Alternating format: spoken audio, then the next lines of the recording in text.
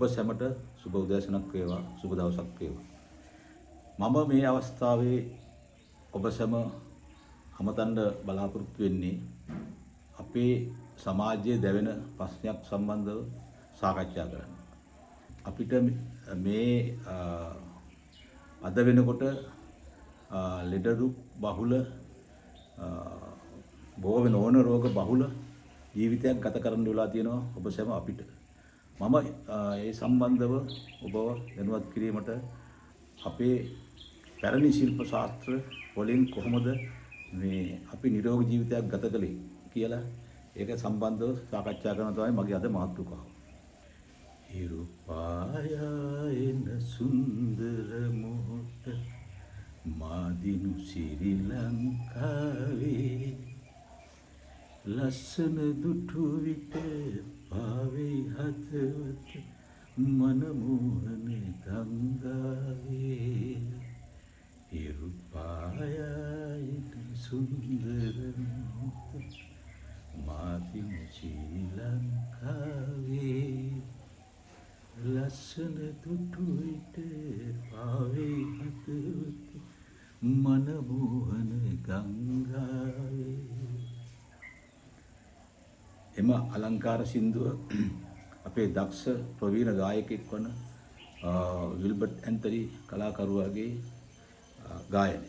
ඊටසින් බලන්න එම සින්දුවේ තියෙන සුන්දරත්වය. ඉතින් අපේ දවස ආරම්භ කරන්න ඕන ඒ ඉර පායන මොහොතේ. ඒක තමයි පැරැන්නන් කළේ. ඒ කියන්නේ අපිට ඒ වෙලාවේ කියනවා ඒකට පාන්දර 4:05 අතර තියෙන හෝරාව. ඒ කියන්නේ බ්‍රහ්ම මුහූර්තය. ඒ වෙලාව මේ දවස ආරම්භ කරන්න හොඳම වෙලාව. ඒ නිසා මම ඔබටත් ආරාධනා කරනවා ඒ වෙලාවට ඔබේ කටයුතු ආරම්භ කරලා ආගම නැමදලා පිරිසුදු වෙලා කටයුතු ආරම්භ කරන්න කියලා. ඉතින් අත් වශයෙන්ම මේ ආදි ශාස්ත්‍රවල අපේ නිරෝගී ජීවිතයට අවශ්‍ය ගොඩාක් උපදෙස් තියෙනවා. අපි නිරෝගී ජීවිතයක් ගත කිරීමට අපේ අවශ්‍ය ව්‍යායාම කොටසක් තියෙනවා. ඒ ව්‍යායාම කොටස තමයි ඉස්සෙල්ලම අපේ ගන්න හුස්ම රැල්ල ගිහිල්ලා යන්නේ නහයෙන් ගිහිල්ලා අපි පෙනහැල්ලට යනවා. ඒ පෙනහැල්ල නිරෝගීව තියාගන්න අපිට යම්කිසි ව්‍යායාමයක් අවශ්‍ය වෙනවා. ඒ ව්‍යායාමයට පැරැන්නෝ කිව්වේ ප්‍රාණයාම. ප්‍රාණයාම කියන්නේ හුස්ම ඉහළ පහළ ගැනීම හොඳ තත්ත්වයකට පත් කරන්න ඊගාවට පෙනහැල්ලේ පරිමාව වැඩි කිරීමට ඒක නිරෝගීතාවය වැඩි කිරීමට පාවිච්චි කරපු ව්‍යායාම ක්‍රමයක්. ඒක ප්‍රාණයාම. ඒක කරන්නේ අපේ මේ නහයෙන් එක නාස්පුඩුවක් වහලා අනිත් නාස්පුඩුවෙන් හුස්ම ගන්නවා. ඊට පස්සේ අනිත් නාස්පුඩුවත් වහලා අනිකෙන් ගන්නවා. ඒ විදිහට මාරුවෙන් මාරුවට ප්‍රාණයාම අභ්‍යාස තියෙනවා. ඒක ඊටාම ඉස්සර පැරණි ක්‍රමයක්.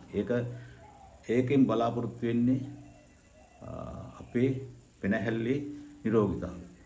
ඉතින් අපේ ඉස්සලම අපේ මේ පෙනහැල්ල නිසා තමයි එතනින් තමයි අපේ උදරය පිරිසිදු කිරීමට අවශ්‍ය ඔක්සිජන් වාතය සපයන්නේ. ඒ නිසා මම ඔබට යෝජනා කරනවා ඒ ප්‍රාණයාම ව්‍යායාමයේ උදේ පාන්දර නැගිටලා කරන්න කියලා. ඒ සම්බන්ධව තව අවශ්‍ය විස්තර ඕනනම් අපට සපයන්න පුළුවන්. මේ අපේ ශරීරයේ තියෙන වැදගත්ම ඉන්ද්‍රිය තමයි හදවත. ඒ පෙනහැල්ලෙන් ලැබෙන ඒ පිරිසුදු වාතය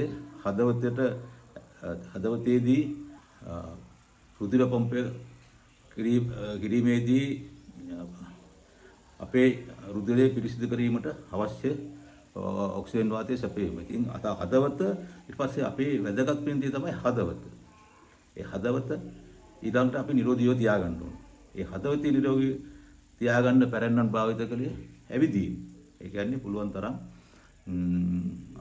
ඔබ අඩු ගානේ දවසකට විනාඩි 45ක් පැයක් පමණ දුරක් උදේට හෝ හවසට ඇවිදින්න පුරුදු වෙන්න. ඊට පස්සේ ඒකෙන් ලොකු හදවතේ තියෙන මාංශ පේශි ශක්තිමත් වෙනවා. මාංශ පේශි ඇදෙනවා.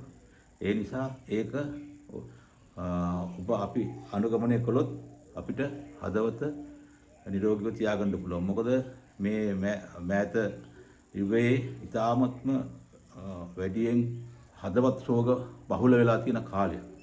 ඒ නිසා මම හිතන්නේ අර ඉංග්‍රීසි කියනකුත් තියෙනවා prevention is better than cure කියලා. ඒ කියන්නේ අපි යම්කිසි ප්‍රතිකාරයක් රෝගයට ප්‍රතිකාරයක් ගන්නවට වැඩිය රෝගයෙන් වැළකීම හොඳයි කියලා අපි පිළිගැනීමක් තියෙනවා. ඉතින් ඒ නිසා මම ඔබට යෝජනා කරනවා හදවත නිරෝගී භාවය රැකගන්න ඇවිදින්න පුරුදු වෙන්න කියලා. එතකොට මොකද පැරණි කීමකුත් තියෙනවා ඇවිද්ද පය දහස් වටී කියලා. ඒ වටින්නේ මොකද? මෙන්න මේ වගේ කරුණු නිසා. මොකද අපි ශරීරයේ නිරෝගීව තියාගන්න අවශ්‍ය ශක්තිය එමගින් ඔබට සපයන. ඊළඟට අපේ ශරීරයේ තියෙන වැදගත් පිළිදී තමයි ආහාර ජීර්ණ පද්ධතිය. ආහාර ජීර්ණ පද්ධතියේ රෝගීතාවය අපි ඊළඟට සැලින්වත් දෙන්න ඕන. ඒකට අපි කරන්න ඕනේ අපේ ආහාරයේ පෝෂ්‍යදායක සැහැල්ලු ආහාර. ඒ කියන්නේ ඊටාම ඝනකම් බොහොම තද දිරවන්න අමාරු ආහාර වලට වැඩිය බොහොම සැහැල්ලු ආහාර. ඒ කියන්නේ එළවලු පළතුරු හරි ඉක්මනට මේවා දෙනේවා හරි ඉක්මනට දිරවන පෝෂ්‍යදායක ආහාර ගන්න. මම හිතන්නේ ඒක වෙනම ඔබතුමාලා දන්නවා එදිනදා ආහාර කොහොමද නිරෝගීමත් ජීවිතයකට ගත ගන්න කියලා. ආහාර රටාව ඒ සම්බන්ධව මම තව වැඩිදුරට ආහාර රටාව විද්වාන්ව ඊළඟ අගේ කතනෙන් මම ඔබලට ඉදිරිපත් කරන්න බලාපොරොත්තු වෙනවා. ඊළඟට අපි මුළු ශරීරයම ගත්තාම මුළු ශරීරයේම නිරෝගීතාවය බලගන්න රැකගන්න අපි පාවිච්චි කරන්නේ යෝග ව්‍යායාම. යෝග ව්‍යායාම ශරීරයේ ඒකේ විශේෂයෙන්ම අපි ව්‍යායාම කොටස් තියෙනවා. අපි දැන් සාමාන්‍යයෙන් අපි දිනදා පාට ඇඟ මහන්සි කරන ව්‍යායාම තියෙනවා. ජිම් ගිහිල්ලා කරන ව්‍යායාම තියෙනවා. නමුත් මේ යෝග ව්‍යායාම කියන්නේ විශේෂ කොටසක්. හේතුව යෝග ව්‍යායාමයෙන් අපිට විශ්ව ශක්තිය ලැබෙන එක තමයි වෙන්නේ. මොකද අපේ වෙන වෙන සංදි වලට මේ ඉන්ද්‍රයන් වලට වෙන වෙනම ඒ අවස්ථානුකූලව අපිට ඒ ව්‍යායාමය ලබා දෙන්න පුළුවන්. එක එක මේ රෝග අණු ඒ ව්‍යායාමයේ රෝගෙන් මිදෙන්න පාවිච්චි කරන්න පුළුවන්. ඒක යෝග ව්‍යායාම කියන එක ඉතාම අතීත කාලේ හිටපු පතංජලි ඍෂිවරයා ඉඳන්ම තිබුණු කාලේ අවුරුදු 5000කට පෙර තිබුණු ශාස්ත්‍රයක් තමයි යෝග ශාස්ත්‍රය. මම හිතන්නේ ඒක අපේ ඉන්දියානු පද්ධතියේ පැතිරලා තියෙන දෙයක් ලංකාවෙත් තියෙනවා. ඉතින් මම ඔබට යෝජනා කරනවා යෝග ව්‍යායාම මගින් ඔබේ ශරීරය නිරෝගී ගන්න ඒක තබා ගන්න කියලා. මොකද ඒ යෝග ව්‍යායාම අංශ කීපයක් තියෙනවා. ඒ සම්බන්ධව වුණාම මට වෙනම ඉදිරිපත් කිරීමක් කරන්න පුළුවන්. හොඳයි. දැන් අපි මෙතෙක් වෙලා කතා කළේ අපේ බොඩි එකේ يعني භෞතික ශරීරයේ නිරෝගීතාවය කොහොමද ආරක්ෂා කරන්නේ කියලා. අපි ඊළඟට මම ඉදිරිපත් කරන්න බලාපොරොත්තු වෙන්නේ අපේ මනසේ නිරෝගීතාවය. මනසේ නිරෝගීතාවයත් අපේ ශාරීරික නිරෝගීතාවයට ඉතාම වැදගත් වෙනවා. මොකද අපේ ගෞතම බුදුන් වහන්සේ දේශනා කරලා තියෙනවා මනෝපුප්පංගම ධම්මා මනෝසිට්ඨා මනෝමයයි කියලා. ඒ කියන්නේ මනස හැම වෙලාවෙම ශ්‍රේෂ්ඨයි කියලා. ඉතින් මනසෙන් තමයි අපි අපේ ශරීරයේ මෙහෙවන ගාමක බලවේගයේ මනස.